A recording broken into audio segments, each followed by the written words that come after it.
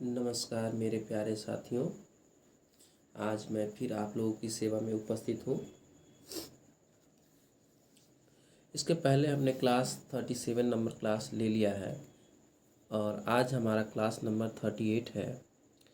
UP DElEd का राजन series चल रहा है, एक्सरसाइज चल रहा है, जिसमें आप अपने प्रैक्टिस को अच्छे तरीके से कर सकते हैं। तो अगर आप बाकी क्लास नहीं देखे हैं तो जाके प्लेलिस्ट में सभी क्लास को देख लें। और आइए आज का क्लास हम स्टार्ट करते हैं। आज का हमारा क्लास है क्वेश्चन नंबर 21 से स्टार्ट करेंगे। आज का क्लास 21 से स्टार्ट करेंगे, क्वेश्चन नंबर 21 से। यानी लिखा हुआ है इसमें, एक विद्यालय में लड़कों की संख्या 10xy plus 7y square minus 5z है तथा लड़कियों की संख्या 2xy minus 2y square plus 3z है। कुल छात्रों की संख्या कितना है? आइए कुल छात्रों की संख्या निकालते हैं। तो सबसे पहले यहाँ पे देखेंगे कि बॉयज़ की संख्या लिख देंगे, नंबर ऑफ बॉयज़। ठीक है, कितने हैं number of boys? 10x y plus 7x x नहीं है, y square minus 5z। Number of girls देख लीजिए, नंबर ऑफ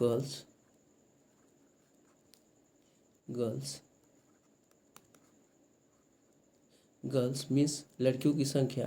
ठीक है, यहाँ पे एल है, गर्ल्स लिख सकते हैं हम इसको 2xy दिया हुआ है, 2xy minus 2y square plus 3z। पूछ रहा है कुल छात्रों की संख्या, तो कुल छात्रों की संख्या लिखेंगे total number of student, total number of student equal. देखिए सेम नंबर सेम जाति वाला एक में जोड़ते हैं। जैसे यहाँ 10x है तो इसमें 2x वाला ही जुट जाएगा, तो इसको जोड़ेंगे तो 12x हो जाएगा y। ठीक है, वैसे ही 7 में से ये 2 घट जाएगा।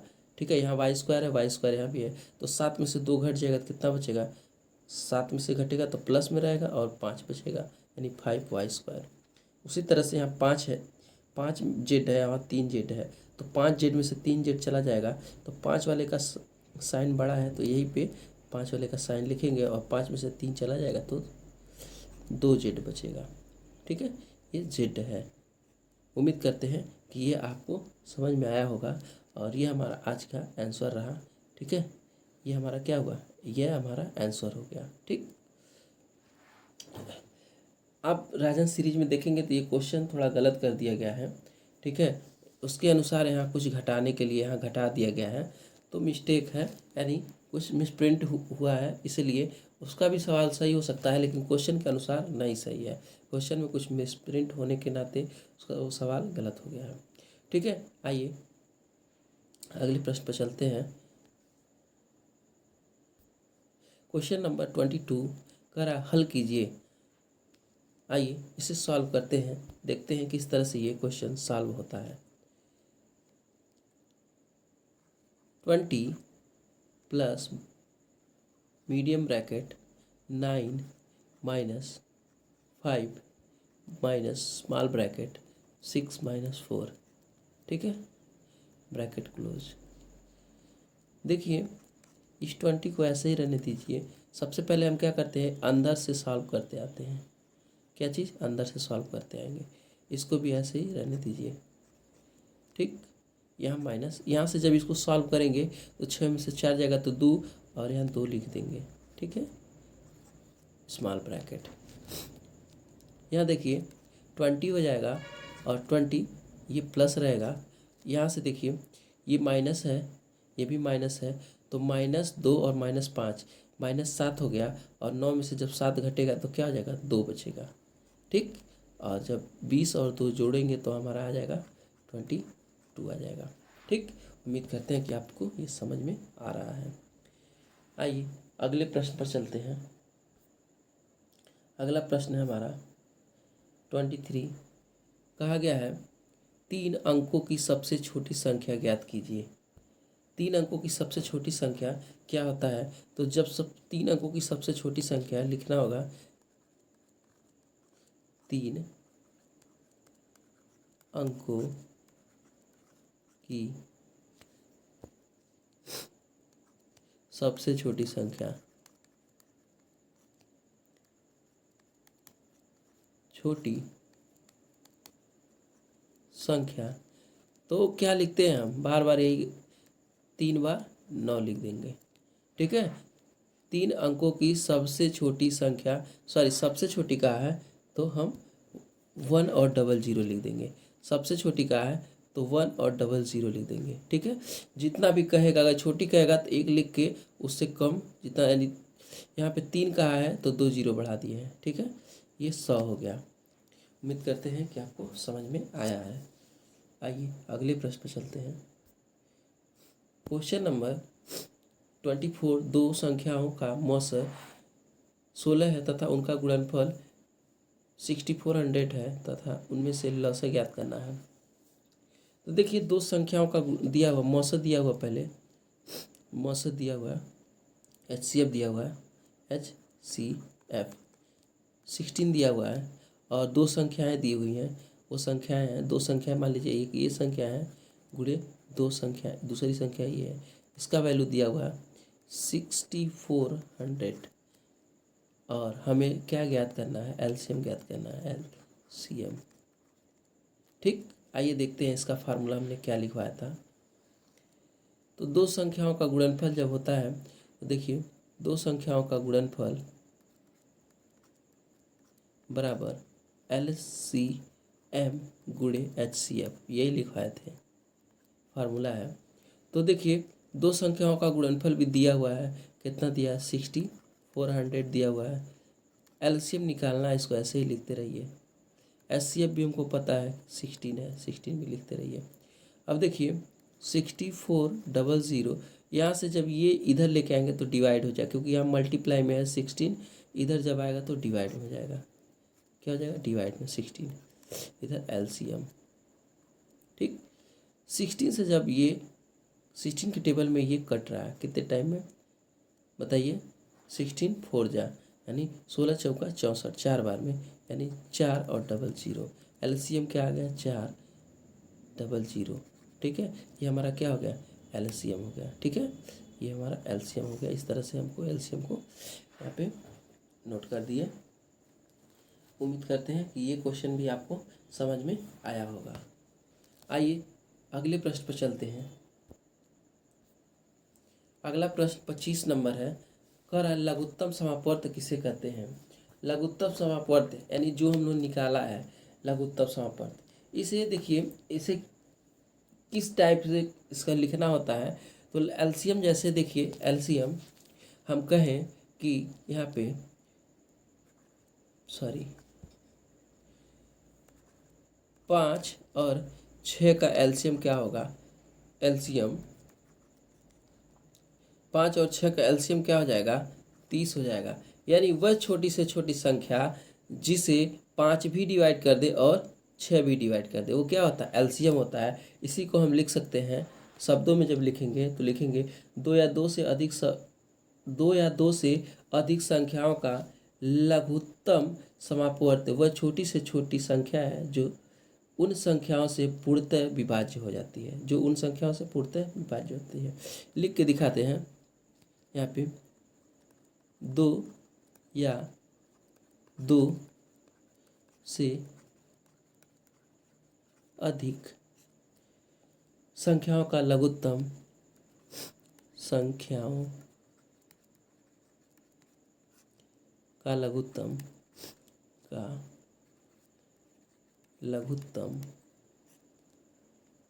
वह छोटी से छोटी संख्या, वह छोटी से छोटी संख्या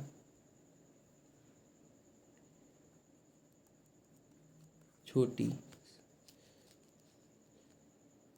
से छोटी संख्या है जो उन संख्याओं से पूर्णतः विभाज्य हो, उन संख्याओं से पूर्णतः विभाज्य हो, विभाज्य हो।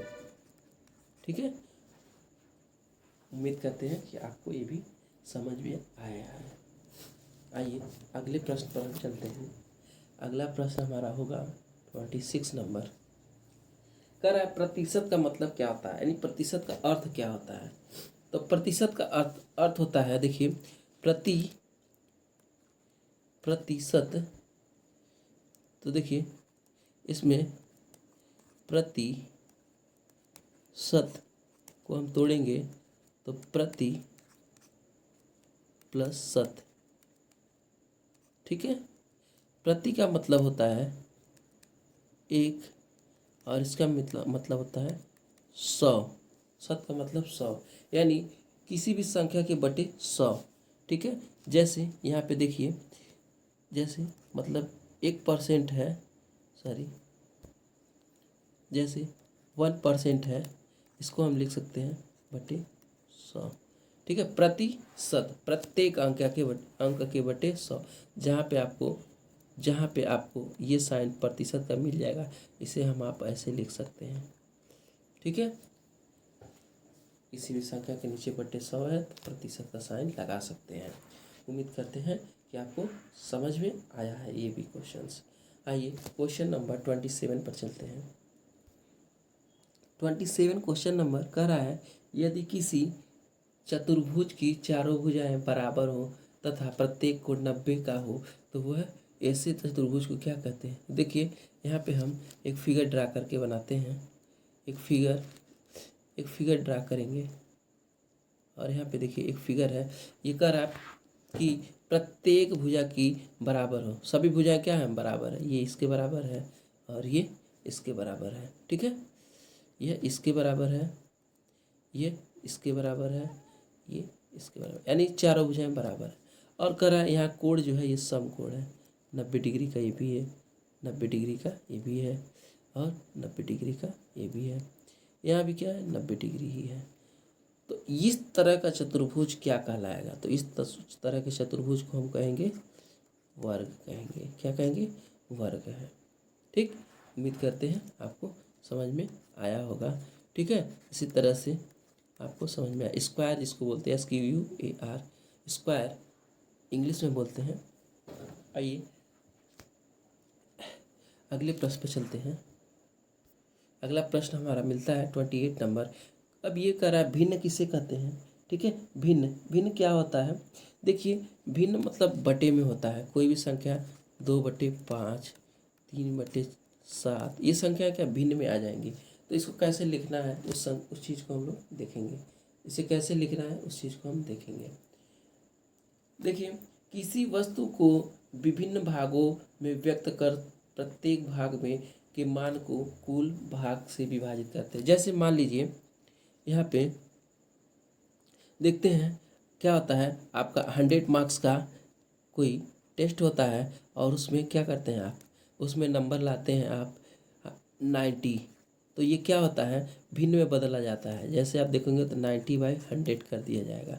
ठीक है, वैसे ही आप मान लीजिए कोई सामान खरीदे हैं, 40 रुपये लेके गए हैं और सामान खरीदे हैं 7 रुपये का। ठीक है, तो इसको हम लिख देंगे 7 रुपये यूज हुआ है 40 रुपये में। ठीक है, इसको भी ऐसे ही लिख देंगे। उम्मीद करते हैं ये समझ में आ रहा आपको। आप शब्दों में इसको जब लिखेंगे तो किस तरह से लिखेंगे वो ध्यान से सुन लीजिए। किसी वस्तु को विभिन्न भागों में व्यक्त, लिखिए यहाँ पे, किसी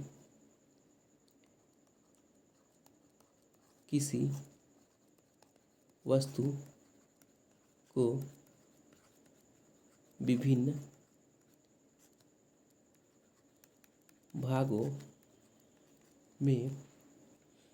भागों में विभक्त कर प्रत्येक भाग को विभक्त मतलब अलग अलग कर विभक्त कर प्रत्येक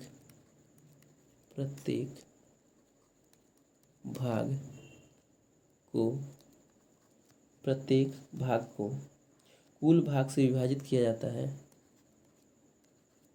कुल भाग से विभाजित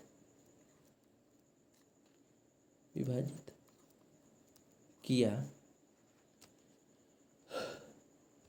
करने पर या विभाजित किया जाता है या करने पर, या लिखते हैं करने पर ठीक है, प्राप्त राशि भिन्न कहलाती है। प्राप्त राशि भिन्न कहलाती है। ठीक है,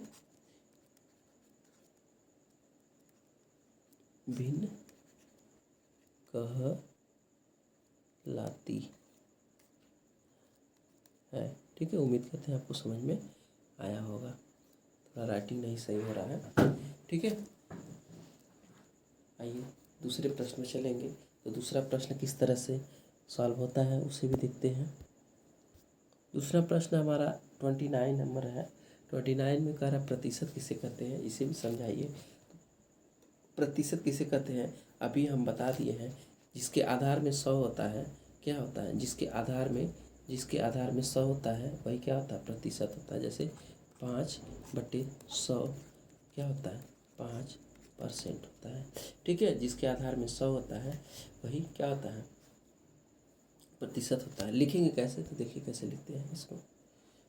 सब लिखने ही वाला है इधर। 100 के आधार पर जो संख्या अर्जित होती है, ठीक है, 100 की आधार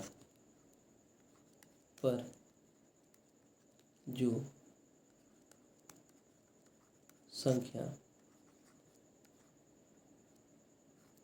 अर्जित होती है उसे प्रतिशत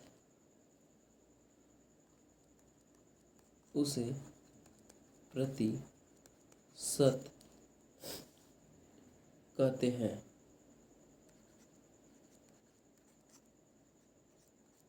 प्रतिशत कहते हैं मतलब 100 में से प्रति पर एक भाग, मतलब 100 में यानी 1/100 को 1%, 2/100 को 2%, इस तरह से कहने का मतलब है। ठीक है, 2% को 2/100 लिख सकते हैं और 2/100 जहाँ लिखा है उससे 2% भी लिख सकते हैं।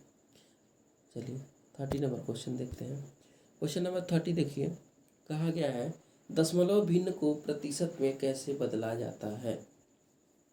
दशमलव भिन्न को प्रतिशत में कैसे बदला जाएगा। आइए, दशमलव भिन्न को प्रतिशत में बदलने के लिए क्या करेंगे हम, यानी किसी दशमलव भिन्न को प्रतिशत में बदलने हेतु उसे 100 से गुणा करके गुणनफल के साथ परसेंट का साइन लगा देते हैं। जैसे दशमलव वाला है, ठीक है, मान लीजिए यहाँ पे हम 0.5 लिख दे रहे हैं। अगर आप प्रतिशत में, इसे प्रतिशत में कैसे बदला जाएगा, तो देखिए प्रतिशत बदलने के लिए हम नीचे ऊपर 100 से गुणा करेंगे। ठीक, जैसे 100 से गुणा करेंगे तो यहाँ ये हो जाएगा 50 हो जाएगा और नीचे हो जाएगा 100, और किसी भी संख्या के नीचे 100 है तो हम इसे परसेंटेज के साइन में लिख सकते हैं।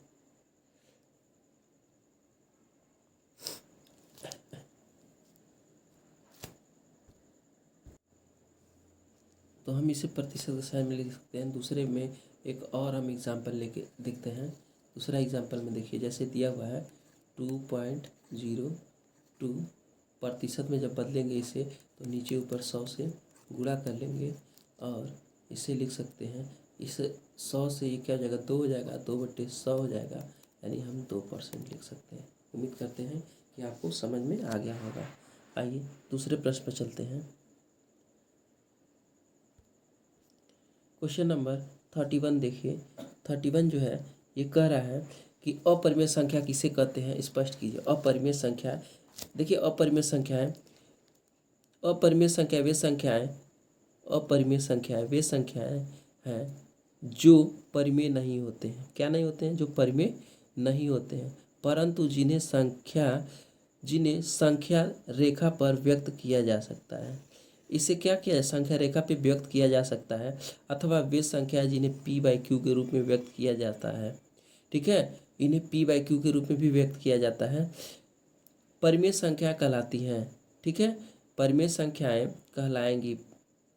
इन्हें कहा गया, यहाँ देखिए, जो परिमेय नहीं होती हैं। ठीक है, अपरिमेय संख्या परिमेय नहीं होंगी, परंतु जिन्हें संख्या रेखा पर व्यक्त किया जा सकता है। अपरिमेय संख्याओं को हम संख्या रेखा पे व्यक्त कर सकते हैं। जैसे देखिए, अपरिमेय संख्या कहलाएंगी p और q अभाज्य पूर्णांक है तथा q = 0। जैसे रूट में 2 दे दिया है, रूट में 3 दिया, रूट में 5, रूट में 6 आदि, और तथा पाई भी अपरिमेय संख्याएं हैं। ठीक है, पाई भी अपरिमेय संख्याएं हैं। उम्मीद करते हैं कि आपको समझ में आया होगा। आइए प्रश्न संख्या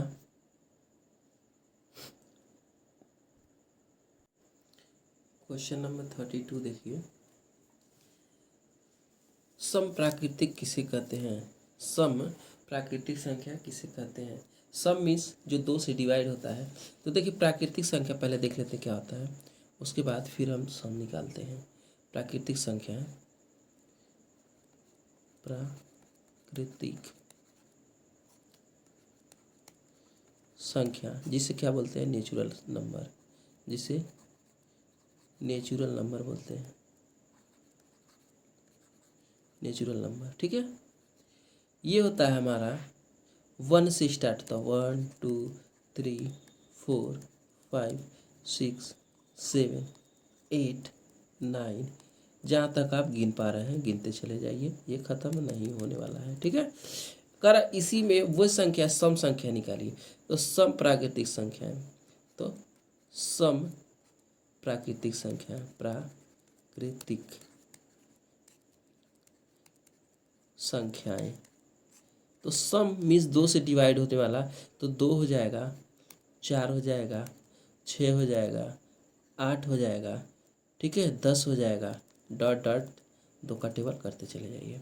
ठीक है, ये सम प्राकृतिक संख्या इस तरह से हमारा हो जाएगा।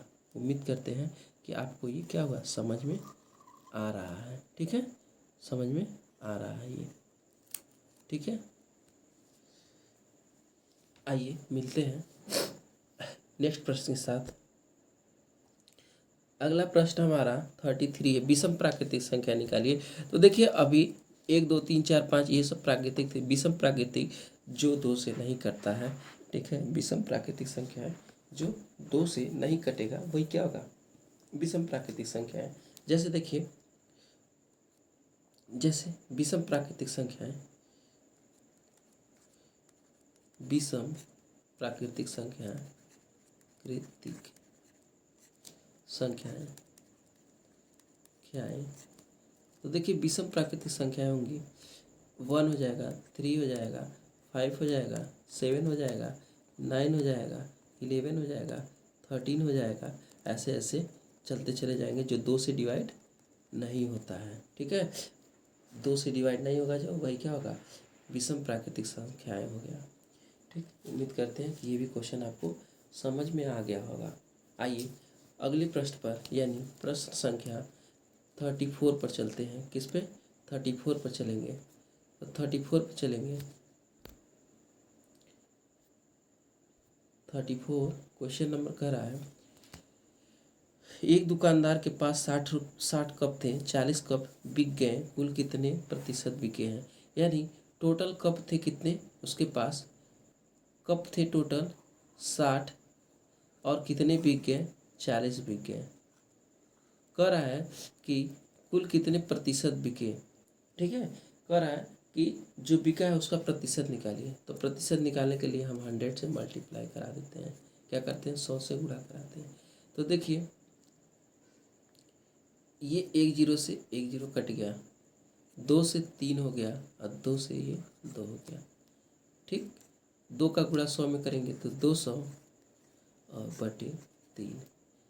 इससे हम जब डिवाइड करेंगे तो 6 3 से डिवाइड करेंगे तो 3 छक्के 18, फिर 20 आ गया, फिर 3 छक्के 18, फिर जीरो आएगा, 2 आ जाएगा और जीरो बढ़ाएंगे तो फिर 6 6, ऐसे ही करते करते 6 आएगा, यानी 66.66% आएगा। ठीक है, इतना कप बिक गया है उसका। उम्मीद करते हैं कि ये भी समझ में आ गया है, यानी कुल कप बिके हुए कपों की प्रतिशत। ठीक है, कुल कितने प्रतिशत कप बिके, तो कुल 66.66% कप बिके। आइए अगले प्रश्न पर। Question number 35। एक गांव में महिलाओं की संख्या दिया हुआ है तथा पुरुषों की संख्या दिया हुआ है। कह रहा पुरुषों की संख्या महिलाओं की संख्या से कितनी है। तो पुरुषों की संख्या महिलाओं से कितनी है, जिसकी पूछ रहा है उसमें से घटा दीजिए। तो पुरुषों की संख्या लिखिए, पुरुषों की संख्या, पुरुषों की संख्या बराबर, पुरुषों की संख्या क्या है 5ab plus 2b² plus 2b² minus 6c। ठीक है, महिलाओं की संख्या देख लीजिए, महिलाओं की संख्या, महिलाओं की संख्या, ठीक है, शॉर्ट में संख्या लिख रहे हैं। महिलाओं की संख्या 4 है, 4a, ठीक है। ए कहीं दिख नहीं रहा है, इसे कहीं किनारे लिख देते हैं। ठीक है, 4a किनारे लिखते हैं। अभी देखिए ये लिख दे रहे हैं, जो मेल खा रहा है उसके नीचे वो लिख दे रहे हैं। 3ab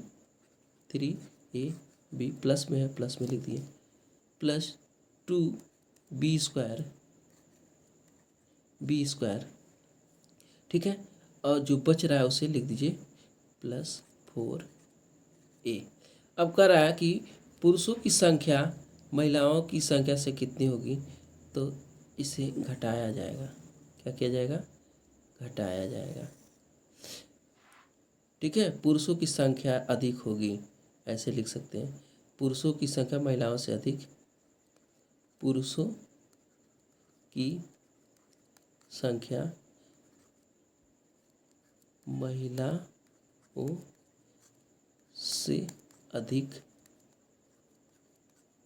कितना होगा वो निकालते हैं। तो देखिए जब घटाएंगे तो ये प्लस है तो माइनस हो जाएगा, और ये क्या हो जाएगा, चेंज करते हैं साइन, ये कलर चेंज करके लिखते हैं, अच्छा लगेगा देखने में। तो देखिए यहाँ पे ये हो जाएगा हमारा, प्लस है तो ये माइनस में आ जाएगा, ये भी प्लस है तो माइनस में हो जाएगा, ये भी क्या है प्लस में है तो माइनस में हो जाएगा। ठीक है, तो अब हमारा आ जाएगा 5ab में से घट जाएगा तो क्या आएगा 2ab हो जाएगा, 5 में से 3 चला जाएगा तो 2 बचेगा, यानी 2ab। वैसे ही यहाँ से 2 से 2 कट जाएगा, पूरा का पूरा, ये पूरा का पूरा कट गया, तो लिखेंगे क्या 6, क्या लिखेंगे 6c माइनस 6c और माइनस 4a, क्या लिखेंगे -4a, स्क्वायर नहीं है 4a लिख देंगे। ठीक है, यही क्या होगा आंसर आ जाएगा हमारा। उम्मीद करते हैं कि आपको ये समझ में आया होगा। ठीक, आइए दूसरे प्रश्न पर चलते हैं। दूसरा प्रश्न हमारा वेट कर रहा है। आइए 36 नंबर पर चलते हैं। क्वेश्चन नंबर 36 कह रहा है 3 अंकों की सबसे बड़ी संख्याओं की उत्तरवर्ती संख्या लिखिए। 3 अंकों की सबसे बड़ी संख्या पहले लिखिए, 3 अंकों की सबसे बड़ी संख्या 3, ठीक है, 3 अंकों की सबसे बड़ी संख्या, जब भी जितने अंक पूछेगा बराबर हम उतना ही 9 लगा देंगे। ठीक है, अब करा उत्तरवर्ती, उत्तरवर्ती में एक जोड़ देते हैं, क्या करते हैं, एक प्लस कर देते हैं उत्तरवर्ती में, तो ये हो जाएगा 9 1 10 का 0, 9 1 10 का 0 और 9 1 10 हो जाता है। ठीक है, 1 हो जाएगा, 1000 हो जाएगा। ठीक है, यही आंसर आ जाएगा। उम्मीद करते हैं कि ये भी समझ में आया होगा। आइए क्वेश्चन नंबर 37 देखें। क्वेश्चन नंबर 37 कहा गया है, कह रहा है 0.085 यानी यहाँ पे लिखते हैं 0.085 को प्रतिशत में बदलिए। प्रतिशत में जब भी बदलना होता तो 100 से नीचे ऊपर गुणा कर दीजिए। ठीक है, 100 से नीचे ऊपर गुणा हो जाइए, नीचे 100 रहना चाहिए। तब भी देखिए इसमें 2 जीरो है तो ये दाहिने तरफ 2 अंक खिसक जाएगा, यानी 8.5 हो जाएगा। 8.5 होगा, 8.5 हो जाएगा ये 8.5 और नीचे हो जाएगा 100। जब भी 100 आता है तो 8.5% लिख सकते हैं इसको हम। ठीक है, उम्मीद करते हैं कि समझ में आया होगा। आइए नेक्स्ट प्रश्न चले। 38 प्रश्न संख्या 38 में कहा गया है 15 के अभाज्य गुणनखंड लिखिए। किसके? 15 के अभाज्य गुणनखंड लिखिए, यानी 15 के किससे किससे कट जाता है वही लिखना है। किससे कटता है? 1 से कटता है, 3 से कटता है, 5 से कटता है और स्वयं से कट जाता है। ठीक है, सॉरी ये नहीं लिखना है, लिखना है हमको 15 के अभाज्य गुणनखंड, यानी अभाज्य जो किसी से कटे ना। ठीक है, तो देखिए 1 भी नहीं कटता है और 3 भी नहीं कटता है और 5 भी नहीं किसी से कटता है और 15 भी है। 1 3 और 3 5 15। तो इस तरह से देखिए ये अभाज्य है और इसके गुणनखंड भी है। ठीक है, ये हम लिख सकते हैं, यही हमारा आंसर हो गया। ठीक, उम्मीद करते हैं कि आपको यह समझ में आ रहा है। ठीक है, तब तक के लिए जय हिंद, जय भारत। लाइक सब्सक्राइब करते रहिए। मिलते हैं अगले क्लास में।